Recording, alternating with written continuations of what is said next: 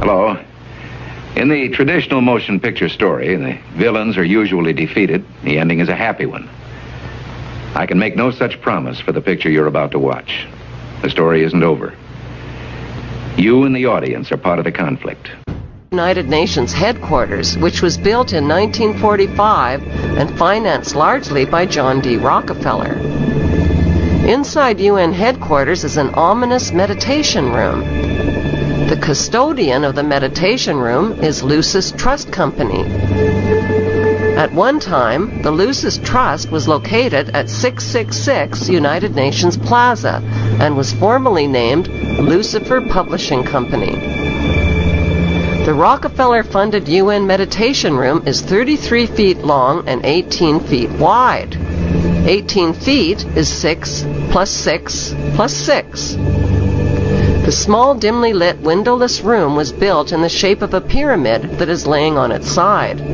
At the center of the room is a 4-foot-high, black, casket-shaped stone slab which weighs 6.5 tons and is extremely magnetic and rests on a concrete pillar. The pillar descends beneath the floor into the bedrock and taps into the Earth's hyperdimensional energies to induce a state of altered consciousness. Not far from the meditation room is the United Nations Security Council chamber. This is the emergency room of the UN, where the world leaders meet when there is a threat to peace. They decide the fate of nations. Notice the giant mural that towers over the Security Council room. The central focus of the UN mural is the phoenix bird that has risen. The phoenix bird is a symbol of Lucifer.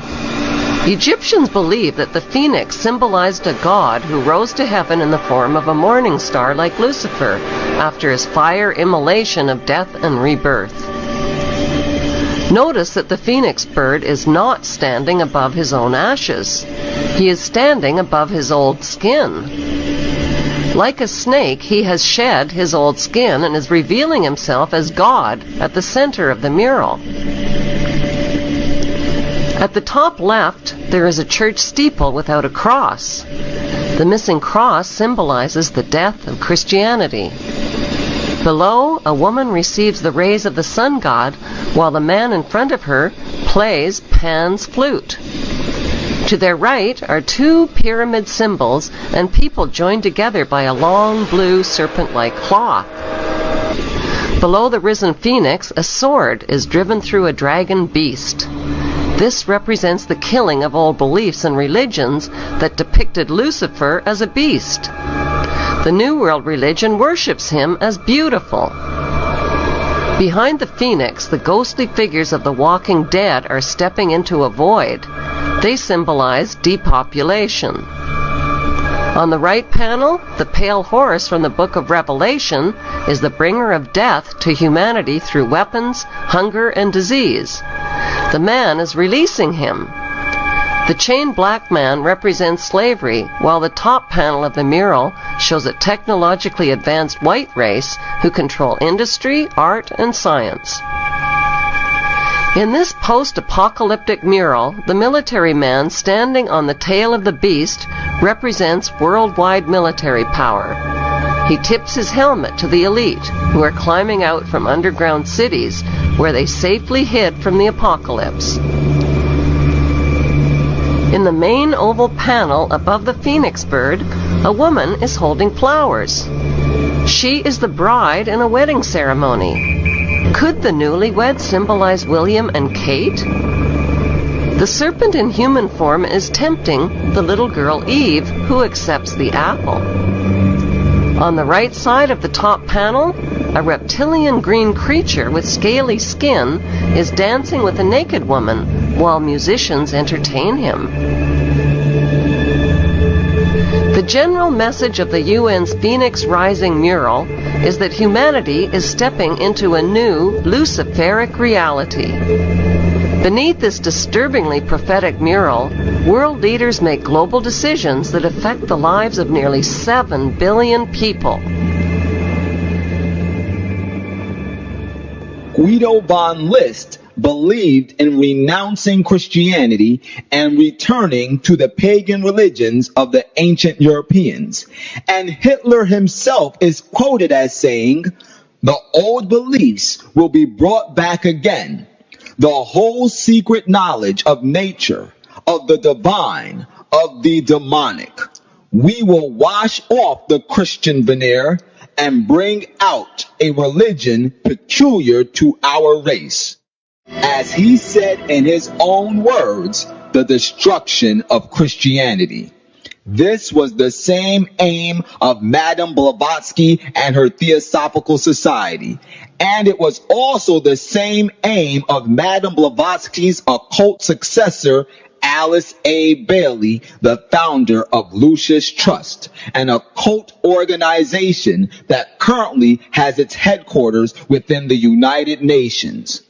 The objectives of this organization, Lucis Trust, have been codified and embodied in the United Nations Universal Declaration of Human Rights and in the United Nations Charter. Alice A. Bailey, the founder of the occult organization Lucis Trust, developed 10 strategies to establish a new world order. These strategies are, number 1, push God out of the schools. If the people grow up without reference to God, then they will consider God irrelevant to day-to-day life. They know that they have to go after the very things that the Judeo-Christian tradition honors and values. Morality, belief in God, faith, the importance of family, the sanctity of life, the sanctity of marriage. Number 2, break the traditional Judeo-Christian family concept. Break communication between parents and children so that parents can't pass on spiritual values to their children. Do this by pushing excessive child rights. They are extremely anti-parent. It is an effort to get the children to abandon the values of their parents. Through the propaganda they teach them, 7 hours a day for 13 years, and even longer if they attend college. We are losing most of our children to the other side because of the anti-American, anti-God, and anti-free enterprise rhetoric they are filled with in the government schools. Number 3, remove restrictions on sex. Sex is the biggest joy, and Christianity robs people of this. People must be freed to enjoy it without restrictions. But their game right now is to corrupt the 15 to 25-year-olds or less. And right now they're down in the first grade with Heather Has Two Mommies, Daddy's Roommate, Gay Pride Parade, and now by 8th grade they'll pass out condoms in school colors because that's so patriotic. Number 4, since sex is the greatest expression of man's enjoyment of life, man must be free to express sex in all its forms. Homosexuality, orgies, even bestiality are desirable so long as no one is being abused or harmed. We also see immorality being promoted through our schools. The kind of sex ed curriculum that is being used and paid for with our tax dollars would shock most parents. Number 5, people must be free to abort unwanted children. If a man can have sex and then live without the consequences, then the same should be true for a woman too. They are for the entire feminist agenda, starting with abortion on demand, tax-funded abortions. Number 6, every person develops soul bonds. So when a soul bond wears out, a person must be free to divorce. When one starts to grow, one must be free to get together with that person, even if they are married. Their entire purpose was to detach our culture from any moral anchors whatsoever. Number 7, diffuse religious radicalism. Christianity says Jesus is the only way.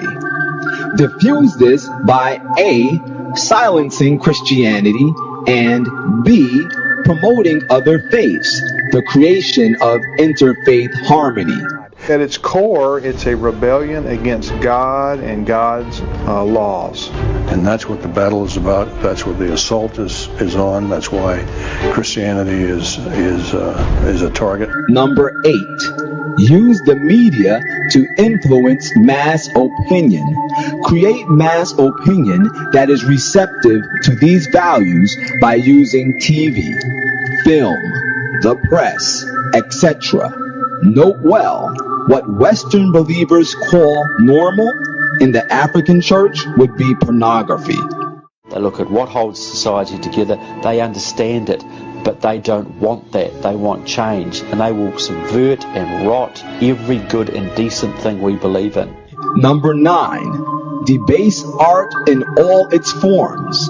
Corrupt music, painting, poetry, and every expression of the heart, and make it obscene, immoral, and occultic. Debase the arts in every way possible. They've done everything in their power to dumb down our children, undermine our families, rewrite our history, and promote obscenity and immorality everywhere that they can. And number 10. Get the church to endorse every one of these 9 strategies. Get the church to accept these principles and to say they're okay. Then legal ground is given for these values to get a foothold. It wasn't until I was watching an old film from World War II that I realized what the left has been doing in America to pit the poor against the rich, blacks against whites, and the young against the old, is the same tactic Hitler used to disunify Germany. You see, they knew that they were not strong enough to conquer a unified country. So they split Germany into small groups. They used prejudice as a practical weapon to cripple the nation. Remember that when you hear this kind of talk. Somebody is going to get something out of it, and it isn't going to be you.